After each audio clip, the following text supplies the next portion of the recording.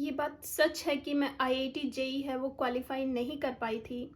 But ये बात भी उतनी ही सच है कि आज मैं आईआईटी में हूँ और मैं अपने आप को एक आईआईटीएन कह सकती हूँ। तो आप लोग सोच रहे होंगे कि बिना आईआईटी जेईई क्वालिफ़ाई किए मैं कैसे एक आईआईटीएन हो सकती हूँ। तो आपको मैं आज अपनी छोटी सी एक जर्नी बताती हूँ जिसमें मैंने नॉन आईआईटीएन से आईआईटीएन का सफ़र तय किया है। तो मैं सबसे पहले आप लोगों को बताना चाहूँगी कि मैं एक बहुत ही मिडिल क्लास फैमिली की लड़की हूँ और मेरी जो 10th तक की स्कूलिंग है वो बिल्कुल एकदम ग्रामीण एरिया से हुई है। जहाँ पे हम स्कूल में जाते थे ना, तो हमारे स्कूल में एक्चुअली पक्का फर्श भी नहीं होता था। हम लोग बैठने के लिए अपनी खुद की एक बिछाने के लिए कट्टा या फिर कुछ बोरी टाइप लेके जाते थे और उसको बिछा के बैठते थे और वहाँ पे पढ़ाई करते थे। और मेरा स्कूलिंग 10th तक वहीं से हुआ है। जब मैंने 10th का एग्ज़ाम दिया था तो किसी ने भी एक्सपेक्ट नहीं किया था कि मेरे इतने अच्छे परसेंटेज बन जाएंगे, क्योंकि एक गांव के बहुत ही नॉर्मल स्कूल से पढ़ने के बावजूद ऑब्वियसली कोई भी उम्मीद नहीं कर सकता कि इतने अच्छे परसेंटेज आ जाएंगे। तो जैसे ही मेरे 10th का रिजल्ट आया तो उस टाइम पे गांव में इतनी इंटरनेट की फैसिलिटी भी नहीं हुआ करती थी। तो हमारे एक रिश्तेदार थे जो जयपुर सिटी में रहते थे और उनका एक्चुअली खुद का एक कंप्यूटर सेटअप था। तो जैसे ही 10th का रिजल्ट आया तो मेरी घर वालों ने उनको फ़ोन किया और मेरे रोल नंबर दिए और उनसे मेरा रिज़ल्ट पूछा। तो वो मेरा रिज़ल्ट जैसे ही उन्होंने जाके ऑनलाइन देखा तो 90% लिखे हुए थे। तो वो भी बहुत ज़्यादा शॉक्ड हो गए कि ऐसा कैसे पॉसिबल है कि इसके 90% आ गए, ये तो गांव के स्कूल में पढ़ती है, इसके तो 90% आने ही नहीं चाहिए।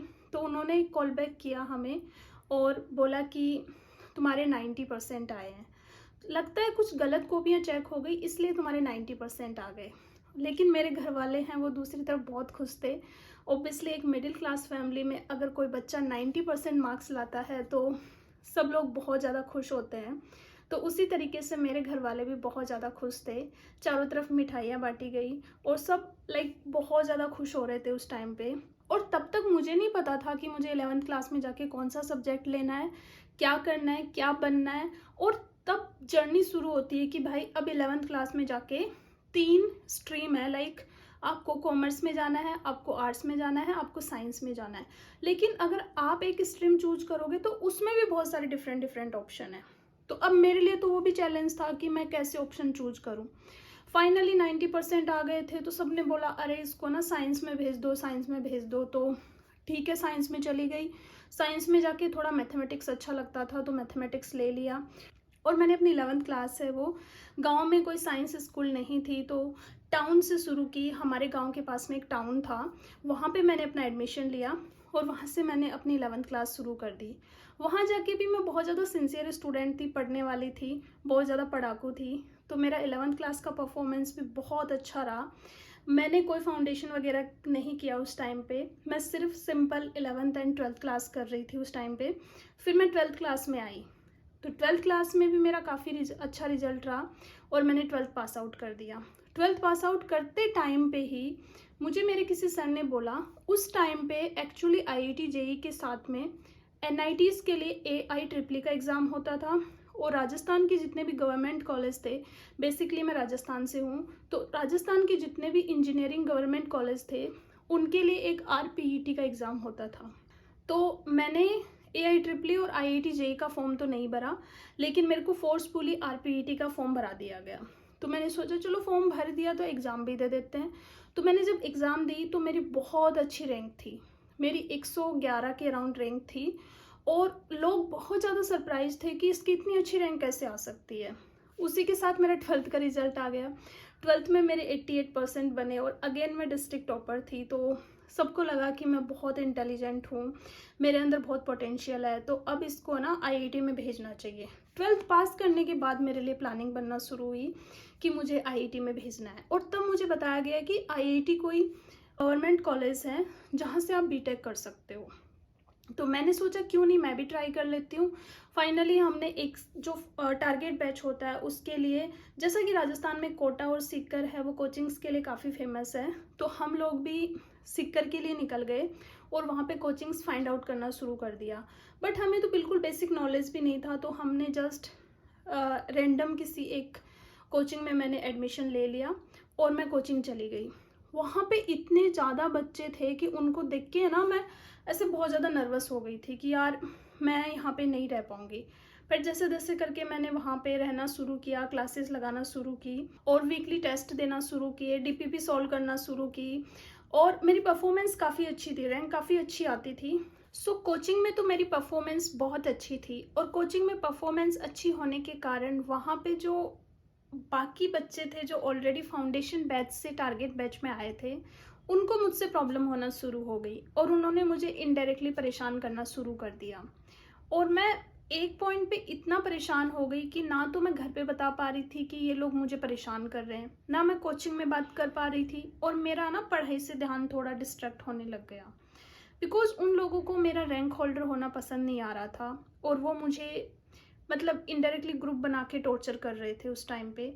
तो बीच में मैं एक बात बोलना चाहूँगी कि हर पेरेंट्स को है ना अपने बच्चों के साथ बैठ के बात करनी चाहिए, बहुत ज़रूरी होता है। सम टाइम है ना बच्चे खुद से आके नहीं बता पाते हैं कि हमें ये प्रॉब्लम है, बट शायद अगर आप बैठ के बात करो तो वो बता पाएँ। और सेम कंडीशन मेरे साथ हुई कि उस टाइम पे है ना मतलब मैं नहीं बता पा रही थी कि मेरे साथ ये प्रॉब्लम है और मैं इतना ज़्यादा डिस्ट्रैक्ट हो गई कि जैसे ही आईआईटी जेईई का एग्ज़ाम आया तो मेरा पढ़ाई से बिल्कुल ध्यान हट गया था और मैं एग्ज़ाम देने गई तो मेरा एग्ज़ाम है वो बिल्कुल भी अच्छा नहीं हुआ और एट द एंड ये हुआ कि मैं आईआईटी जेईई है वो क्वालिफाई नहीं कर पाई और वहीं पे मेरा एक आईआईटीएन बनने का सपना टूट गया। बट उस टाइम तक तो मुझे नहीं पता था कि मुझे आगे भी चांस मिलेंगे आईआईटी में आने के। तो मैंने अपना वापस बोरिया बिस्तर पैक किया और मैं वापस अपने घर पे आ गई और मैंने एक बीएससी कॉलेज में एडमिशन लिया और 3 इयर्स में मैंने अपनी बीएससी डिग्री कंप्लीट की। और उस टाइम पे मुझे इतनी अवेयरनेस नहीं थी कि आईआईटी जैम करके कोई एग्ज़ाम होता है तो मैं उसके थ्रू भी आईआईटी में जा सकती हूँ मास्टर्स के लिए।